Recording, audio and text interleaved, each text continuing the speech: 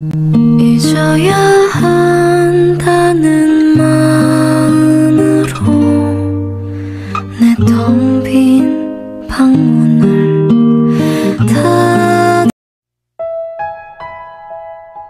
Sekarang, yang harus dikhawatirkan Esun dan Gwansik adalah di mana sekarang Gwansik bekerja. Sementara, semua kapal nelayan di desa ini adalah milik Sanggil. Jika Sanggil memberitahukan kakak Sanggil yang adalah ketua komunitas nelayan, maka Gwansik tidak akan bisa menjadi nelayan di kapal manapun. Kyongja menyuruh Esun untuk menyuruh suaminya itu bekerja di tempat lain saja, meski itu pekerjaan kasar. Namun, karena tidak ada pengalaman selain menjual ikan dan menjadi nelayan, Gwansik tidak bisa bekerja dimanapun. Ia terduduk diam dan rasanya aneh karena dia yang biasanya bekerja keras kini hanya diam dan tidak melakukan apapun. Esun mencoba menyemangati suaminya itu. Anggap saja saat ini Gwansik sedang liburan. Dari kecil ia sudah mencari nafkah sendiri. Tapi jika dirinya tidak mencari nafkah, bagaimana ia bisa memberi makan keluarganya? Dan benar, pada saat ini beras mereka sudah habis. Esun ingin mencoba berhutang kepada pemilik rumah mereka. Namun, kata-kata itu tidak bisa keluar dari mulutnya. Ia pun pulang ke rumah pamannya dan menangis di hadapan neneknya. Mereka sebenarnya tahu masalah apa yang dialami oleh Esun. Tapi di sana, Esun hanya menangis dan tidak memberitahukan apa yang terjadi. Malamnya, Esun pulang dan tidak membawa apapun. Ia berkata kepada Gwansik, ingin sekali cepat tua. Menurutnya, menjadi orang tua, hati akan menjadi keras dan tidak lagi memikirkan apapun. Ini kali pertama ia merasakan bagaimana menjadi istri, ibu, dan menjadi orang tua dewasa. Entah mengapa, semuanya jadi terasa sulit. Malam itu, Esun minta Gwansik memeluknya dan menepuk punggungnya. Sama seperti yang pernah ibunya lakukan untuk menenangkannya. Lalu, tiba-tiba suara nenek Esun memanggil. Malam itu, nenek Esun tidak bisa tidur karena tahu cucunya sedang menderita. Ia lalu memberikan cincin emas dan tabungan yang sudah lama ia simpan dan menyuruh Esun untuk membeli sebuah kapal. Ini adalah janji nenek Esun kepada ibu Esun saat ia masih hidup. Sebelum ibu Esun pergi untuk selama-lamanya, ibu Esun pernah meminta nenek Esun itu menemaninya pergi ke studio foto untuk foto pemakamannya. Nenek Esun bersedih, ia tidak menyangka nasib anak dan menantunya membuat Esun jadi yatim piatu di usia yang masih muda. Ibu Esun berkata, Esun adalah anak yang tahu malu. Ia akan bertahan meski hidupnya terasa berat. Tapi, jika suatu saat nanti Esun datang ke hadapan neneknya dan meminta bantuan, artinya Esun benar-benar sedang kesulitan. Dan ia harap ibu mertuanya itu mau membantu Esun.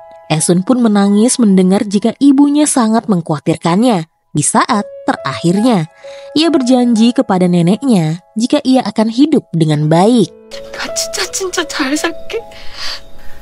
그게 나 원이다. Singkat cerita, Esun dan Gwansik akhirnya membeli sebuah kapal. Semua warga bergembira karena sekarang Gwansik tidak bekerja di kapal milik orang lain. Tapi ia menjadi kapten di kapalnya sendiri. Nenek Gwansik dan ibu Gwansik juga turut hadir dan bergembira. Ibu Gwansik sampai mengaku-ngaku jika ini semua keberkahan dari putranya dan kapal ini milik keluarganya. Esun pun berbisik jika kapal ini milik keluarganya karena neneknya lah yang membelikannya. Semua ibu-ibu hanya mengejek ibu Gwansik. Dulu, siapa yang selalu meremehkan Esun sebagai anak yatim yang tidak punya apa-apa? Justru sekarang, karena Esunlah, Gwansik bisa memiliki sebuah kapal. Saat bergembira, tiba-tiba air ketuban Esun pecah dan saatnya ia harus melahirkan. Gwansik langsung mencari gerobak dan kemudian membawa Esun pergi dari sana. Setelah kelahiran anak keduanya yaitu laki-laki, kini kehidupan Esun mulai berubah. Meski ia tidak kaya, tapi kehidupannya jauh lebih baik. Keluarga Gwansik yang dulu membencinya, kini berubah mulai menyukai Esun. Esun bahkan menyindir jika keluarga Gwansik tidak mungkin membencinya lagi, mengingat kehidupannya mulai membaik, ia punya kapal dan juga ia melahirkan anak laki-laki. Bahkan sekarang, Esun sedang hamil anak yang ketiga. Ia juga membelikan ibu mertuanya itu sendok perak, kesukaan ibu mertuanya. Suatu malam, Gwansik memberikan 3 ekor gurita kepada pemilik rumah yang ia sewa. Sudah saatnya keluarganya menyudahi masa sewa dan pulang ke rumah mereka. Esun bingung, apa maksud suaminya berkata seperti itu? Mengapa mereka harus pergi dari rumah ini? Dan apa maksudnya dengan rumah kita? Rupanya, Gwansik mengajak Esun pulang ke rumah ibu Esun. Dan rupanya, Gwansik telah membeli rumah ini. Gwansik tahu betapa cintanya Esun dengan rumah ibunya. Esun menangis terharu. Akhirnya ia memiliki sebuah rumah untuk keluarga kecilnya. 좋아? 나 너무 좋아. Suatu malam, Esun bermimpi ibunya datang ke rumah mereka dan membersihkan rumah ini. Sepertinya ibunya senang. Akhirnya, Esun memiliki sebuah rumah. Di dalam mimpi itu, ibu Esun berkata jika tetangga sebelah memiliki sebuah truk. Esun mengira ibunya ingin sekali ia membeli truk juga. Tapi rupanya ia salah. Ibunya mengingatkan jika sudah waktunya Esun melahirkan anak ketiga. Dan kemudian Esun pun langsung membangunkan putrinya untuk memanggil paman sebelah dan mengantarkannya menggunakan truk untuk melahirkan. Tidak lama kemudian, Esun melahirkan anak ketiganya berjenis kelamin laki-laki. Nenek Gwansik begitu bangga kepada Esun. Padahal dulu ia sering mengata-ngatainya. Sekarang ia tidak berhenti memuji Esun. Baginya, Esun yang dulunya membawa sial, sekarang membawa keberkahan. Suatu hari, desa mereka akan mengadakan pemilihan wakil rakyat. Dan Sanggil bersikeras ingin mencalonkan diri. Padahal banyak warga yang ingin Esun memimpin mereka. Untuk itu, Sanggil yang tidak mau kalah dari Esun kemudian bersaing. Hari itu mereka dibantu oleh rakyat membasmi orang-orang yang ikut kelas berdansa. Pada zaman itu, berdansa masih ilegal dan tidak bermoral, apalagi dilakukan secara berpasangan. Saat menyidak tempat-tempat kelas dansa, kebetulan Esun melihat seseorang berlari ke dalam toilet umum. Sanggil yang melihat hal tersebut langsung ingin merebut temuan Esun. Tapi Esun berkata Sanggil pria mesum karena ingin memaksa masuk ke dalam toilet wanita. Sanggil kemudian menggoda Esun. Ia berkata Esun sebenarnya masih menyukainya dan menyesal tidak menikah dengannya. Makanya Esun ikut-ikutan menjadi wakil rakyat. Esun hanya bisa terdiam sambil menutupi hidungnya karena Sanggil mulutnya bau. Rupanya wanita yang berada di dalam toilet adalah istri Sanggil, yaitu Yongran. Esun berkata bisa gawat jika Yongran ketahuan oleh suaminya sendiri. Untuk itu ia menyarankan Yongran untuk kabur dan Esun akan mengalihkan Sanggil. Saat Yongran kabur, sebelah sepatunya tertinggal sehingga Sanggil mengetahui siapa yang dibantu oleh Esun. Rupanya alasan Yongran ikut kelas dansa karena ia benci berada di rumah. Sanggil tidak pernah baik kepadanya, bahkan selalu menyebutnya sialan. Tidak seperti Esun, hubungan romantis Esun dan Gwansik selalu menjadi topik hangat di desa mereka. Ia ingin putrinya mencari suami seperti suami Esun. Malam harinya, Esun melihat Gwansik dan anak-anak mereka mengecat kapal mereka. Karena tulisan tangan Esun begitu indah, Gwansik menyuruh istrinya itu untuk menulis sesuatu di kapal mereka. Esun awalnya ragu karena ada tahayul yang berkata, pamali wanita naik ke kapal karena Raja Naga akan membalikan kapal tersebut. Tapi sekarang, Esun tidak akan percaya dengan tahayul lagi. Sekarang hidupnya benar-benar bahagia. Tidak kaya, tapi ia punya semua yang ia inginkan. Kapal, rumah, dan keluarga kecilnya. 좋아? 너무 좋아.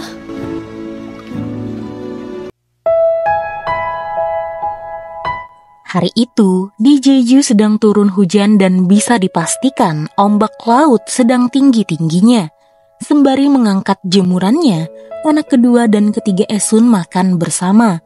anak bungsu Esun, Dongmyeong, tertarik dengan permen yang Esun taruh di atas lemari. Ia lalu mengambilnya, tapi permen-permen itu terjatuh ke lantai. Esun kesal karena putra bungsunya itu selalu saja makan permen. Dongmyeong boleh makan permen asal ia menghabiskan makanannya. Dongmyeong yang baru berumur 3 tahun itu lalu menangis dan minta ibunya untuk memeluknya. Tapi Esun tidak menghiraukannya, ia malah sibuk membereskan permen-permen yang ada di lantai. Lalu, tiba-tiba teman Gomyeong datang dan melaporkan jika putri pertama Esun itu kecelakaan. Esun langsung berlari dan berpesan kepada bibi sebelah untuk menjaga kedua putranya sebentar. Sayangnya, Esun tidak mengecek apakah bibi itu sadar atau tidak karena sebenarnya bibi sebelah sedang tertidur. Beruntung, Gomyeong tidak kenapa-napa. Ia hanya terjatuh setelah diserempet oleh sepeda motor saat bersepeda. Esun sudah berpesan jika ombak sedang tinggi, Gomyeong sama sekali tidak boleh memakai sepeda ke sekolah. Esun dan Gomyeong kembali ke rumah. Di sana, ia tidak mendapati kedua putranya, bahkan sepatu mereka juga tidak ada.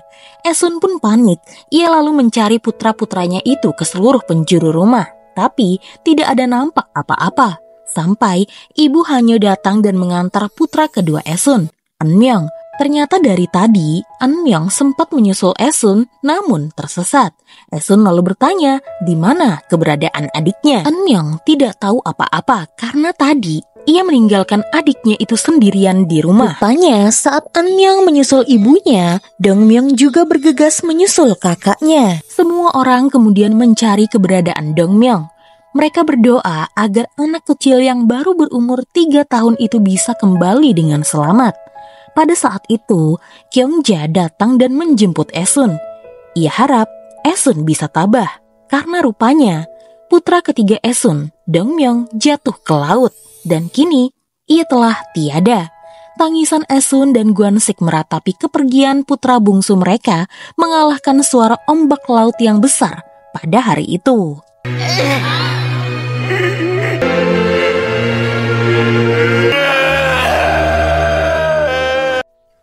Esun benar-benar menyesal karena ia tidak memeluk putranya saat ia memintanya.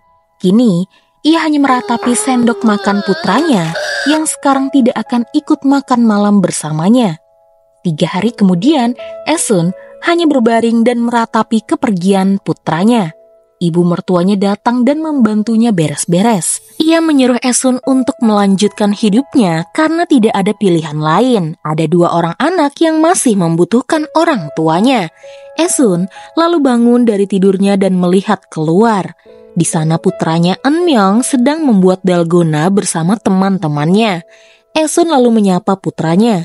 Setelah kepergian Dongmyeong, Eunmyeong tidak pernah bicara lagi kepada Esun. Sementara itu, Gwansik juga sama. Selama 3 hari, ia hanya terbaring di dalam kamar dengan tatapan kosong. Pada saat itu, ia terpaku dengan tas milik putrinya dan kemudian mengecek isi di dalamnya. Di mana Gomyeong sama seperti Esun, dia adalah anak yang pintar. Gomyeong yang melihat hal tersebut langsung mengambil miliknya dan menaruhnya kembali ke dalam tasnya. Gwansik lalu bertanya, mengapa selama ini putrinya itu tidak pernah memberitahukan jika ia sangat pintar. Gomyeong lalu menangis. Sama seperti Eunmyeong, mereka tidak marah dan tidak menyalahkan orang tua mereka. Justru mereka berdua menyalahkan diri mereka sendiri. Menurut Eunmyeong, jika dirinya tidak mengejar ibunya dan meninggalkan adiknya sendirian di rumah, Dongmyeong tidak akan kemana-mana. Sementara, menurut Gomyeong, jika dirinya tidak kecelakaan, ibunya tidak akan mendatanginya dan adiknya tidak akan kenapa-napa. Ternyata trauma mendalam itu juga dirasakan oleh kedua putra-putri mereka. Esun dan Gwansik langsung memeluk mereka dengan erat.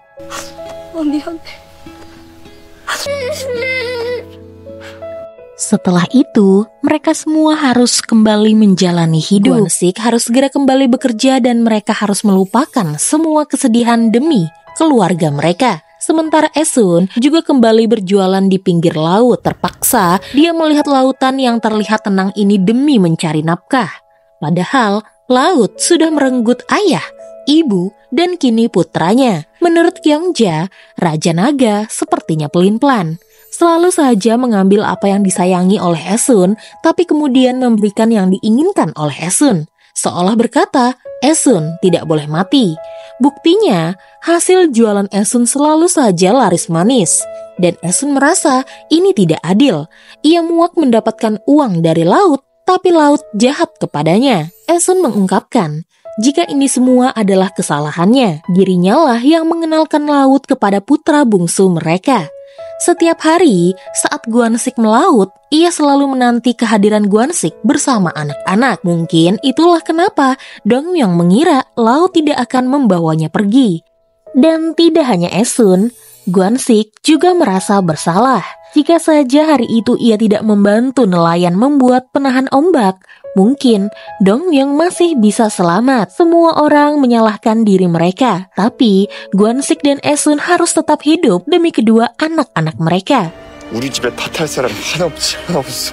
Sebenarnya, yang berduka tidak hanya Esun dan Gwansik, tapi seluruh warga Pulau Jeju. Saat 3 hari Esun dan Gwansik hanya diam di dalam rumah dan tidak melakukan apapun, warga desa memberikan anak-anak mereka makan. Mereka juga menaruh lauk pauk yang lengkap di dalam dapur Esun. Esun pun teringat saat ia hamil dan Gwansik susah mencari kerja, tong beras yang kosong selalu terisi cukup untuk makan 3 orang. Rupanya, nenek dan kakek pemilik rumah selalu memberikan Esun beras dan lauk untuk dimakan. Mereka tahu sifat Esun yang tidak suka menerima barang gratisan. Makanya diam-diam mereka menaruh beras sedikit demi sedikit agar tidak ketahuan. Menurut kakek pemilik sewa rumah itu, di Pulau Jeju ini, semua warganya saling bergantung satu sama lain. 인데 가서 딱 붙어 있어야 살주. 살은 혼자 못 산다. Di sini terungkap siapa yang membayarkan biaya sewa rumah Esun selama 3 bulan. Ternyata dia adalah istri ayah tiri Esun, Min Uk. Ia merasa bersalah dan kemudian memberikan sisa uangnya untuk Esun. Tapi kakek pemilik sewa salah menulis nama Min Uk. Setelah itu Min Uk dan ayah tiri Esun pindah ke luar kota.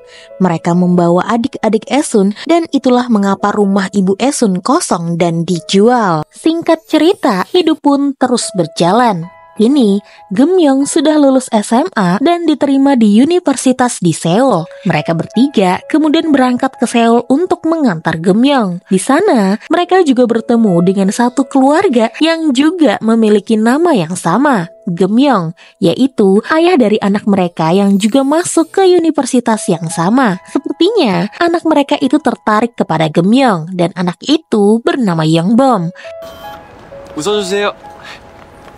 Singkat cerita, Yongbom dan Gemyong menjalin hubungan. Hari itu adalah malam terakhir mereka bersama sebelum Yongbom pergi wajib militer. Pada malam itu, Gwansik dan Esun sebenarnya menyusul putri mereka ke Seoul. Tapi, Gemyong menolak kedatangan orang tuanya dengan alasan asrama tidak memperbolehkan mereka menginap. Di satu sisi, Esun khawatir dengan ladang kubis yang belum terjual. Ladang kubis itu untuk biaya kuliah putri mereka. Sementara menurut Gwansik, ladang kubis itu adalah warisan dari ibu Esun. Lebih baik ladang itu tetap menjadi milik Esun. Masalah biaya, biar dia yang akan memikirkannya. Esun begitu bahagia memiliki Gwansik di dalam hidupnya. Semua hal jika bersama Gwansik akan baik-baik saja. Gwansik adalah cinta pertama, malam pertama, kapal pertama, lalu rumah pertamanya. Semuanya tidak bisa ia ungkapkan dengan kata-kata. 양배추 밭은 좀 냅둬. 삶은 사라졌어. Di Pulau Jeju, tepatnya di pasar ikan pinggir laut, tempat para warga mendagangkan hasil tangkapan mereka, akan diadakan olimpiade, dan obor olimpiade akan melewati daerah itu, sehingga para pedagang tidak diperbolehkan berjualan. Karena tidak ada yang meminta pendapat para warga, para penjual pun protes karena hal ini dapat mengganggu mata pencarian mereka. Alih-alih membela warga pulau sebagai perwakilan rakyat, Sanggil justru lebih membela pihak olimpiade. Dan mereka pun curiga, Sanggil pasti sudah disuap. Saat itu, Esun datang sebagai perwakilan rakyat dan membela para warga. Ia memprotes keras dengan cara menghalangi mobil dan berbaring di jalan. Menurutnya, lebih baik dirinya mati daripada mereka semua tidak berjualan. Beruntung, tindakannya ini dapat menghentikan semua kegiatan Olimpiade. Sementara itu, sebentar lagi akan diadakan kembali ketua dan wakil ketua perwakilan rakyat alias kepala desa.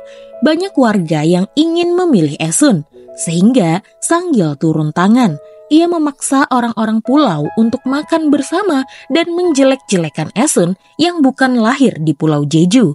Ia juga membongkar aib Esun dan Gwansik yang pernah minggat dan tidur bersama di motel di Busan. Dan tidak lama kemudian, Esun pun hamil. Keluarga itu tidak pantas untuk dicontoh. Meski memang putri pertama Esun, Geumyeong, kuliah di Universitas di Seoul, tapi tidak berbanding terbalik dengan Eumyeong, putra kedua Esun. Menurut Sanggil, Esun yang gila pasti akan menurunkan keturunan yang gila juga. Suatu hari, Esun dipanggil ke sekolah putranya Eumyeong. Diketahui ternyata Eumyeong telah mencuri nama merek mobil guru-gurunya lalu ia jual. Tidak hanya itu, ia juga mencari untung dari penjualan tiket bus sekolah. Esun sebenarnya tidak berharap banyak dari anak keduanya itu, namun setidaknya ia bisa sedikit saja pintar dan tidak mempermalukan orang tuanya. Tapi Eumyeong malah berpikir, ibunya ini ingin sekali anaknya itu pintar sama seperti kakaknya, Geumyeong, agar ibunya terpandang dan menjadi kepala desa. Sementara itu, kampanye kotor Sanggil masih terus berlanjut. Sampai-sampai warga muak di mana Sanggil hanya buang-buang uang demi menjelek-jelekan Esun. Menurut warga, saat ini Esun hanya diam karena dia lebih bermoral ketimbang Sanggil. Jika Esun mau bermain kotor seperti Sanggil, sudah bisa dipastikan aib Sanggil jauh lebih banyak. Bahkan mereka tahu siapa sebenarnya ayah Sanggil yang mengaku-ngaku sebagai orang Jepang, padahal orang Jeju asli. Sanggil berucap dia adalah orang yang beramal pada pemerintah alias taat pajak. Meski semua warga mencari kesalahannya, mereka tidak akan menemukan celah pada dirinya. Baru saja Sanggil berkata seperti itu, Sanggil sudah meneriaki istrinya sialan karena makanannya belum tersedia. Ibu-ibu hanya menyuruh Esun untuk balas dendam karena mulut Sanggil semakin menyampah dan menyebar bau busuk di mana-mana. Namun, Esun tetap diam saja. Sampai suatu ketika, Sanggil sedang berduaan dengan wanita pengurus Olimpiade bernama Misuk. Ia menggoda Misuk dan berkata jika dirinya adalah pria kesepian. Saat sedang memegang kaki Misuk, Esun dan ibu-ibu hanya memergoki mereka berdua. Mereka tidak menyangka Sanggil malah menggoda istri orang lain dan malah ingin menjadi pemimpin mereka. Padahal ia melakukan tindakan yang menjijikan. Mereka berencana memberitahukan hal ini kepada para warga. Tapi karena Sanggil takut aibnya bakalan terbongkar, Sanggil pun memilih untuk mundur. Dan Esun akhirnya terpilih menjadi kepala desa wanita pertama di Pulau Jeju. Semua warga bergembira dan merayakan hal ini. Sekarang warga tidak lagi memanggilnya Esun atau Ibu Geumyeong, tapi mereka memanggilnya Ibu Ketua. Entah mengapa hal tersebut menyentuh hati Esun.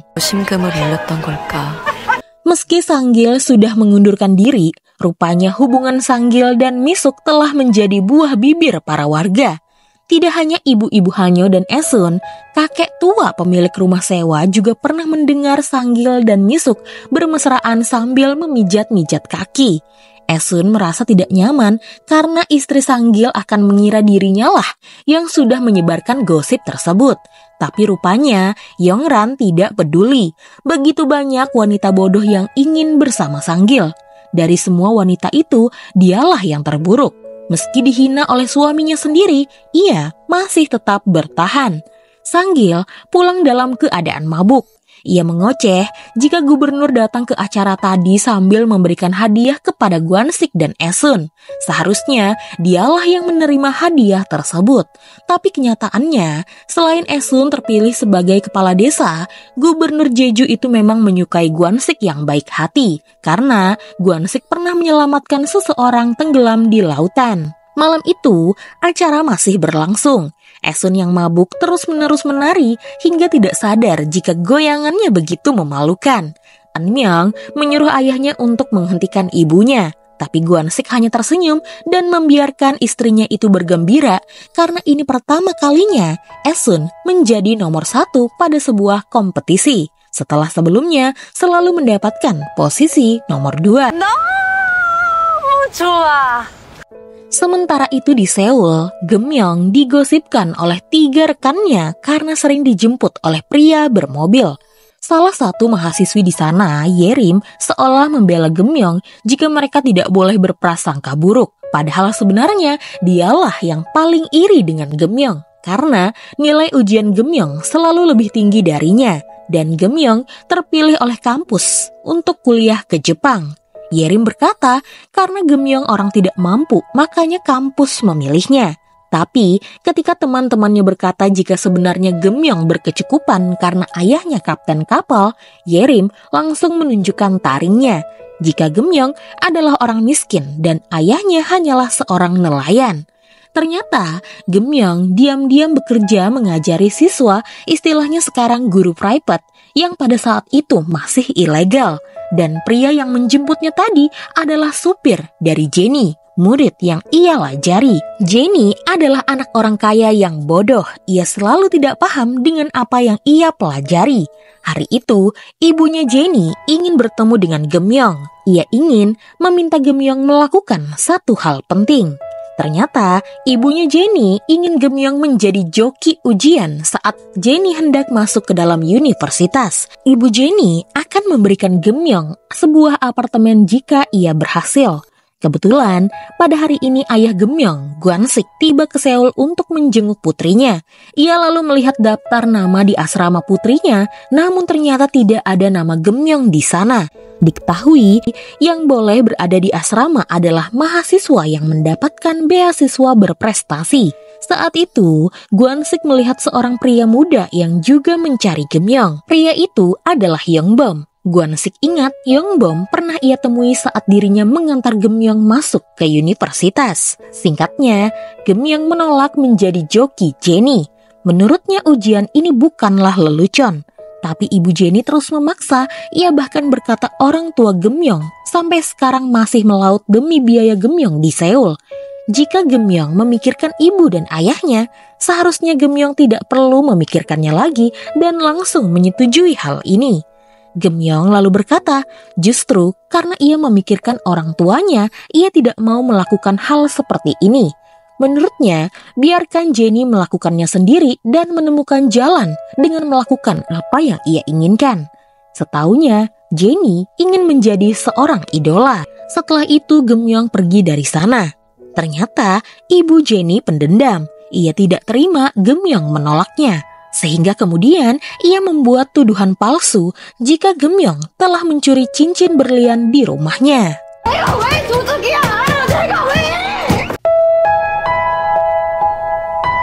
Geumyeong pun digelandang ke kantor polisi dan di sana polisi dengan seenaknya menggeledah barang-barangnya. Padahal ia sudah menjelaskan jika dirinya bukanlah pencuri. Situasi Geumyeong cukup sulit karena ia juga bisa dituduh sebagai guru les ilegal jika tidak terbukti melakukan pencurian. Polisi kemudian meminta Geumyeong untuk menghubungi orang tuanya, namun Geumyeong tetap menolak karena ia tidak bersalah. Sementara Gwan-sik sembari menunggu Geumyeong, ia bertanya kepada Yongbom apa hubungan Yongbom dengan putrinya. Ternyata selama ini mereka berdua putus nyambung dan Yongbom sudah mengajak Geumyeong balikan sebanyak 8 kali. Namun Geumyeong selalu menolaknya. Mungkin ini karena dirinya sering diam dan tidak melakukan apapun. Gwan-sik langsung teringat dengan dirinya sendiri. Sementara putrinya mirip dengan Esun. Di rumah Jenny, pembantunya diam-diam masuk ke dalam kamar ibu Jenny dan mengecek apakah benar cincin berlian yang dimaksudkan telah dicuri. Ternyata cincin itu masih tersimpan di dalam box perhiasan ibu Jenny. Sehingga kemudian pembantu yang merasa kasihan dengan Geumyeong itu mengancam ibu Jenny untuk segera menelpon polisi dan memberitahukan kejadian yang sebenarnya. Jika tidak, cincin itu akan ia buang. Akhirnya Gemyong pun dibebaskan. Ia pun langsung menghubungi ibunya. Meski tidak menceritakan apa yang terjadi kepadanya, setidaknya saat mendengar suara ibunya, ia akan baik-baik saja. Saat tahu ibunya baru selesai berjualan, Gemyong agak marah. Ia tidak suka ibunya masih berjualan kerang dan makan di pinggir jalan. Tapi jika tidak melakukannya, dari mana ibunya mendapatkan uang? Eunmyeong sembari berteriak jika mereka kehabisan uang karena kakaknya. Gemyong kesal, ia tidak marah dengan orang tuanya yang miskin, tapi ia marah karena orang tuanya itu menghabiskan uang karena dirinya. Di sana, Gemyong tahu jika ayahnya rupanya datang ke Seoul. Ayahnya mendapatkan hadiah dari gubernur untuk jalan-jalan ke sebuah museum.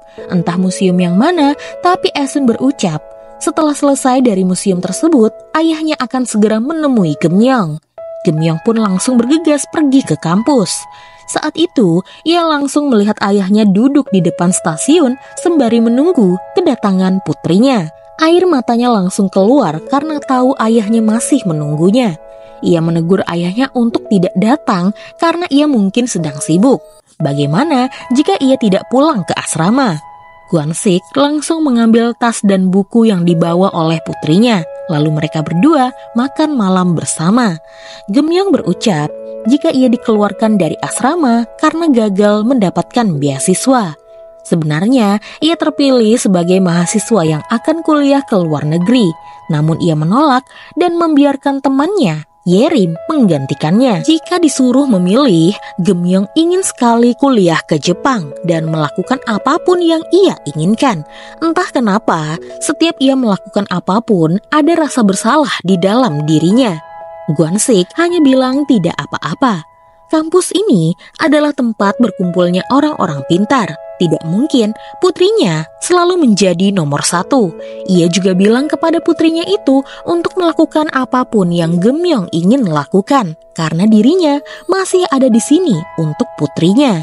Sebenarnya Gemyong ingin minta maaf kepada orang tuanya, namun entah mengapa kata-kata itu sulit untuk diungkapkan. Dan dari mulutnya hanya keluar kata-kata amarah. Gemyong lalu mengantar ayahnya ke stasiun bis. Di sana ia melihat di pergelangan ayahnya sebuah cap tanda masuk museum. Ia tahu museum mana yang dikunjungi oleh ayahnya. Museum itu sangat jauh dari kampusnya. Membayangkan betapa jauhnya ayahnya berjalan kaki demi menemuinya, ia pun teringat dengan kata-kata ibunya. Sejauh apapun, dimanapun ketika ayahnya berada di Seoul, ayahnya itu pasti mengunjungi putri yang ia rindukan. Tiba-tiba Gemyong pun tidak bisa membendung air matanya lagi. Ia menangis di depan ayahnya. Belum lagi saat berjumpa ayahnya ia hanya marah-marah. Padahal ayahnya sudah berjuang untuk datang menemuinya. Saat berpisah, tangan Gemyong terasa kaku untuk melambaikan tangannya. Tapi ia ingat, dia adalah ayah yang selalu menomorsatukan keluarga. Kasih sayang ayahnya begitu besar. Gemyong langsung melambaikan tangan kepada ayahnya. Gwon-sik begitu senang, di matanya Gemyong adalah putri kecil yang selalu bersemangat saat mengantarnya pergi bekerja.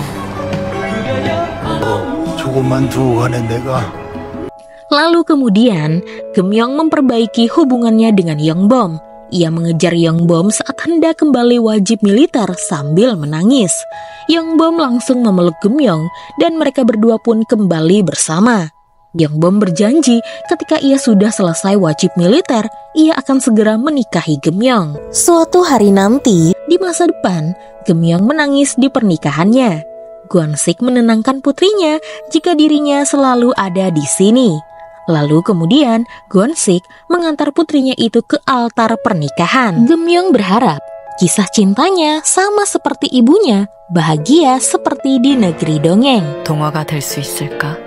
Sementara itu, ada perayaan di Jeju yang diikuti oleh anak-anak sekolah. Mereka berkompetisi untuk membuat puisi. Esun yang sedang berjualan bersama ibu-ibu hanya mencoba menulis puisi untuk bersenang-senang. Tapi siapa sangka, diam-diam ibu hanya memasukkan puisi Esun ke dalam kompetisi dan berakhir menang. Pihak sekolah mencari murid bernama Esun namun tidak menemukannya. Pada saat itu, Esun berjualan dan tiba-tiba ada seorang teman SMA-nya datang. Ia langsung mengenali Esun. Esun kikuk dan langsung memberikan dagangannya itu secara gratis. Ibu Hanyo mengira Esun malu dengan temannya itu. Tapi yang sebenarnya terjadi adalah Esun tidak pernah berani menatap anak kecil yang seusia dengan mendiang putra bungsunya, Dongmyeong. Sementara Gwansik, ia selalu menganggap Dongmyeong masih hidup. Jadi, jika ia melihat anak yang seusia dengan putranya, ia akan menyayanginya selayaknya Dongmyeong tumbuh di usianya. Di Seoul, dosen Geumyeong ingin sekali Geumyeong pergi kuliah ke Jepang. Ia akan membantu Geumyeong dengan membiayainya. Hal ini pun disampaikan oleh Geumyeong kepada ibunya. Meski Geumyeong dibantu dosennya, tetap saja perlu biaya yang banyak untuk hidup di Jepang. Jadi, demi putrinya, Esun dan Gwansik memutuskan untuk menjual rumah mereka di Jeju. Hari itu adalah hari terakhir mereka berada di rumah. Mereka memetik buah kesemek untuk yang terakhir kalinya dan meninggalkan kenangan Dongmyeong di rumah itu. Malamnya, ibu Esun datang ke dalam mimpi Esun. Ini adalah kali kedua ibunya datang setelah dulu Gwansik membeli rumah ini. Kini, ibunya datang lagi saat ia akan meninggalkan rumah ini. Ibu Esun lalu mengusap pelan rambut putrinya itu. Ia berkata, yang penting putrinya hidup bahagia. Singkat cerita, Gwansik, Esun dan putra mereka Eunmyeong pindah ke apartemen di Seoul. Sementara Geumyeong pergi ke Jepang. Ia menangis di hadapan buntalan uang yang dititipkan oleh Esun. Ia merasa bersalah karena sudah menelan impian orang tuanya demi melebarkan sayapnya. Jadi, Geumyeong harus benar-benar bisa membanggakan kedua orang tuanya itu. いい虫食べて。ありがとうございます。はい。